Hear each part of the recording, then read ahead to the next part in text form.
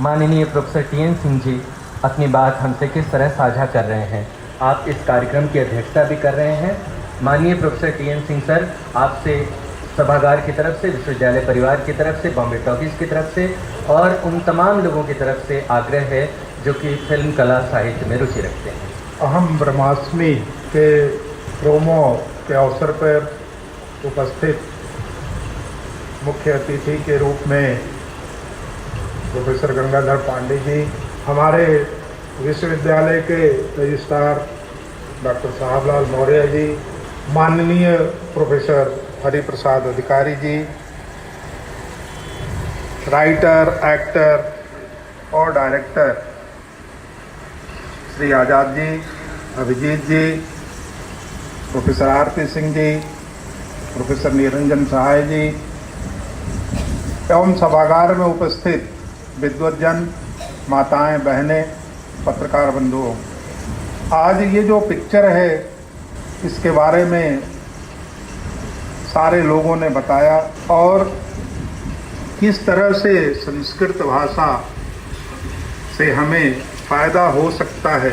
तो मुझे लगता है कि संस्कृत भाषा से हमारी संस्कृति, सभ्यता, समृद्धि, संप्रभुता, संपन्नता सब कुछ जुड़ा हुआ है और ये एक ऐसी भाषा है जो आज के आधुनिक विज्ञान के सबसे करीब मानी जाती है, सबसे संपन्न मानी जाती है, सबसे अधिक जोरदार मानी जाती है, जिसमें एक एक शब्दों के ऊपर आजकल जर्मनी हो या स्पेन हो, तमाम देश कंप्यूटर कोडिंग कर रहे हैं, जिसका सारे लोग, पूरा विश्व लाभान्वित हो रहा है। तो ऐसी समृद्ध भाषा, ऐसी सशक्त भाषा जो कि किन्हीं कारणों से विलुप्त हो गई थी, जिसको हम किनारे करते गए, लेकिन एक बार पुनः एक आज़ाद के बाद दूसरे आज़ाद ने बीड़ा उठाया है कि इसको आगे बढ़ाना है, इसको जन जन तक पहुंचाना है और पुनः हमारा जो वैभवशाली गौरव है, वैभवशाली इतिहास है, समृद्धता और संप्रभुता है, उसको वापस लौटाना है। और निश्चित तौर पे जो हम विश्व गुरु का पुनः सपना देख रहे हैं, वो केवल संस्कृत की समृद्धि से ही हम साकार हो सकती है, ऐसा मेरा मानना है।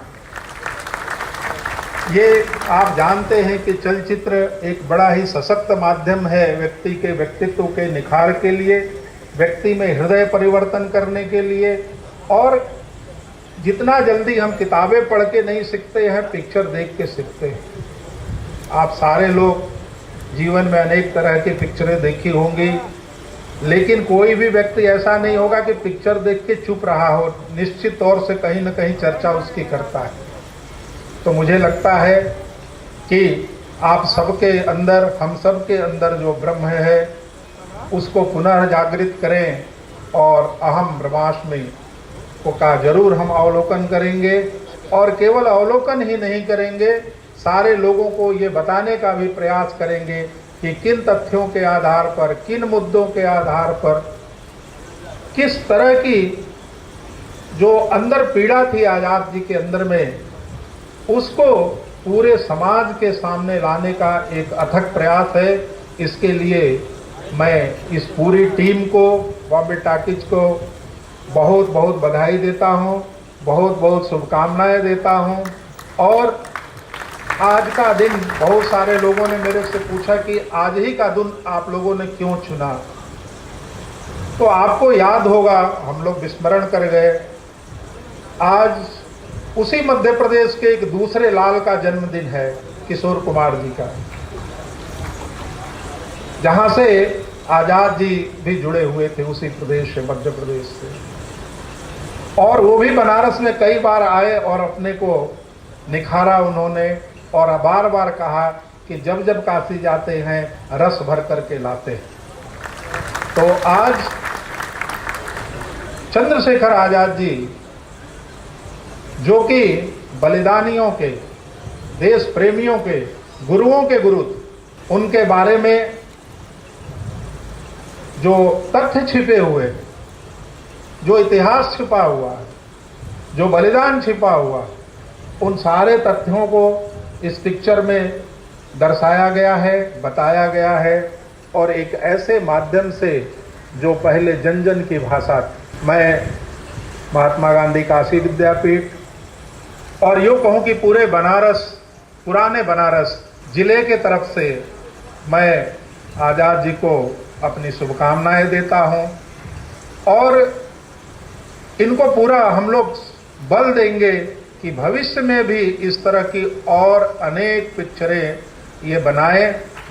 और आपको बड़ा आश्चर्य होगा कि एक व्यक्ति एक संस्था बन गया है, नहीं तो 5 लोग मिलकर राइटर बनते हैं, 6 लोग मिल करके डायरेक्शन करते हैं और कई एक्टर मिलकर एक्टिंग करते हैं, तब जाके संपूर्णता आती है। लेकिन एक व्यक्ति जिसके मन में ऐसा विश्वास है कि मैं ब्रह्म हूं, मैं कुछ भी कर सकता हूं, मैं आजाद हूं, ऐसा व्यक्तित्व पहली बार आया है।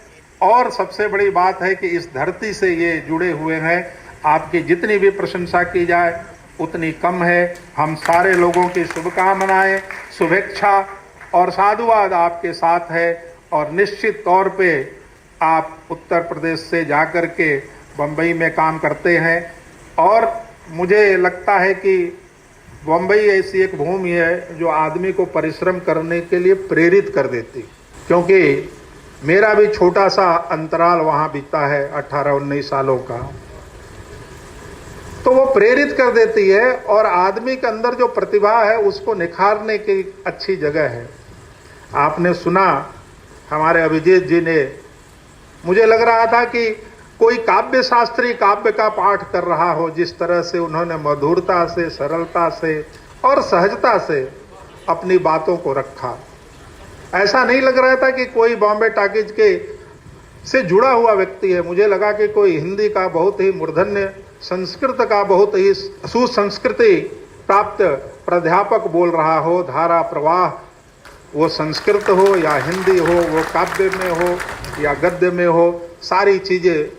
इससे हमें ये लगता है कि जो यदि ऐसी पृष्ठभूमि के लोग जुड़े हुए हैं तो पिक्चर कैसी होगी, ये आप अंदाजा लगा सकते हैं। मैं इन्हीं शब्दों के साथ आपका बहुत समय नहीं लेकर के फिर एक बार आपका यहाँ पे अभिनंदन करता हूँ, स्वागत करता हूँ।